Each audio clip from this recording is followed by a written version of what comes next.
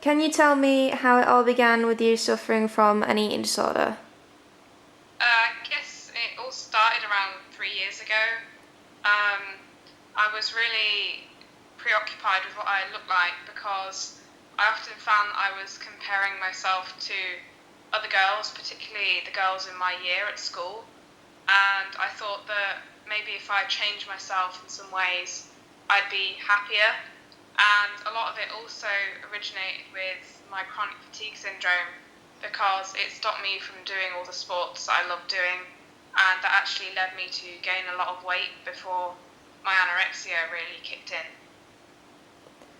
in. Would you say the media and the social media was a big influence, and if so, why?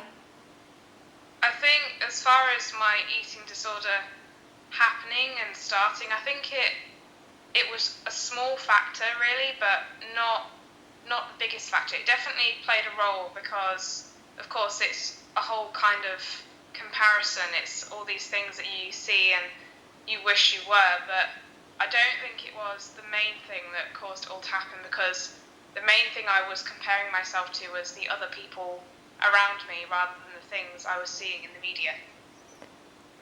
Would you say there's been any improvement when it comes to the media and the body image? I think so, but I guess the real problem is that now they're going to sort of, instead of saying, oh, thin is best or whatever, they're going about how a different body type is somehow better. But what I think they need to be doing is talking about how all body types are equally important and equally valid, and that no matter what your healthy is, that's what people should be striving for instead of looking a certain way. Why do you think there is an increase of younger people suffering from eating disorders?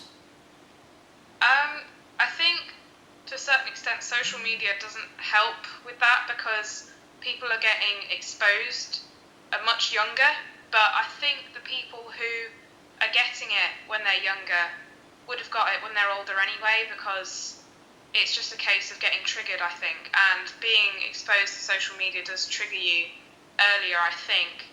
However, also I think it's less of a stigma to talk about it nowadays. So there might not actually be more people, just people are talking about it more.